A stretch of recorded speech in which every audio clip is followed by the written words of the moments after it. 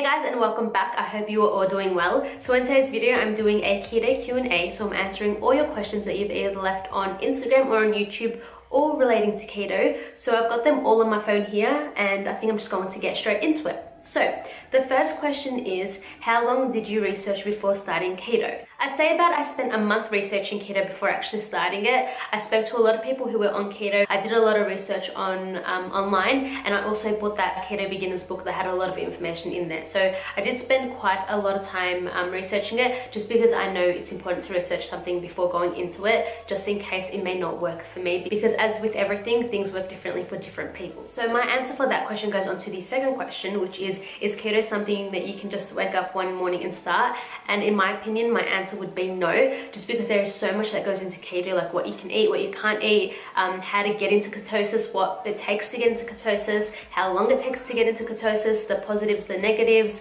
the benefits of keto. So no, you can definitely not wake up one morning and be like, oh, I'm gonna be keto. It's like with a lot of things, like it takes research. It's not something that happens overnight. So another question I got asked is, are you working out alongside of the keto diet? If so, what type of exercise?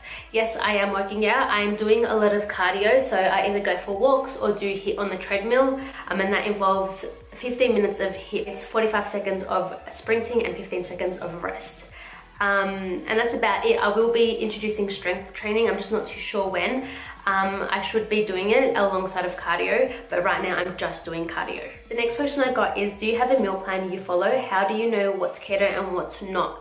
I don't have a specific meal plan I follow. The good thing is with that book that I bought, it has a lot of recipes, so I can follow recipes from there. As I said in my previous video, I feel that me going keto day by day is a lot easier than me having a meal plan or meal prepping, just because I can take every day as it comes and sort of decide what I'm having on that day. And how do I know what's keto and what's not? To be honest, in the first week I did a lot of googling, oh, is this keto, is this not? But once you sort of have that down pat, you sort of just know. It just comes natural to know. The next question I got is, when do you get off keto, or is it a forever thing?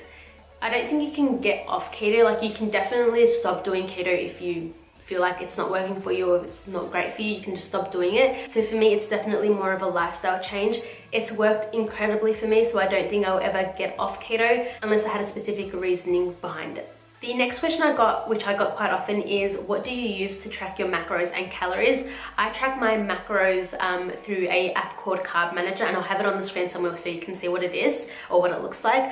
I don't track my calories. I mainly track my macros. Calories don't really matter to me. I just want to fit under my macros. The next question I got is, how do you control your cravings? For me, I don't really have big major cravings. If I do, again, I always find alternatives. Like, I've got the specific snack bars or like protein bars that I have that are quite chocolatey and yum, but they're really good for you, and that's what I have to sort of curb that chocolatey or sweet craving. The next question is very interesting. It is, did you find that keto hindered your relationship with food, making you scared of carbs?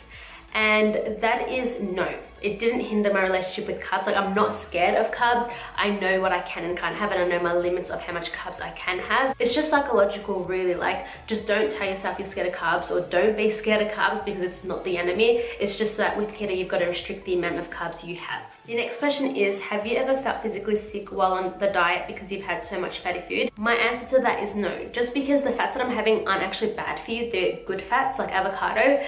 So no, it doesn't make me feel physically sick. The next question I got is advice on what to do if you're trying and not seeing results. What I would do is just keep going. Like, results aren't instant, and they're different for everyone. Like, some people will see results straight away, and some people will take them a long time to see results. So just keep going. Maybe review what you're doing, what you're having, how much you're exercising, and look at it, and that will sort of tell you if you need to change anything or do things differently. The final question that I'm going to answer in this video, and the question that I got asked so often, is, how do you find inspiration? How do you keep motivated?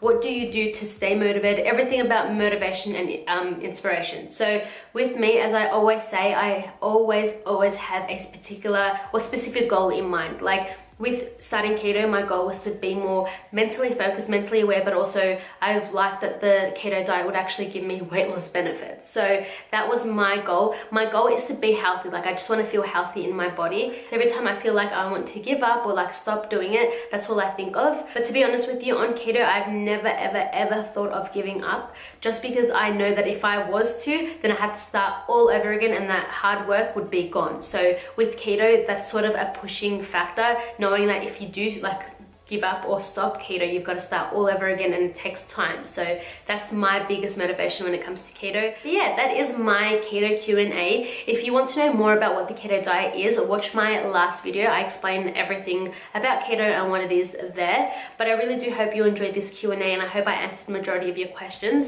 If you did enjoy it, make sure to give it a big thumbs up so I can continue making more videos relating to keto. And if you have any requests, leave them down below in the comment section, and I'll see you guys in my next video. Bye!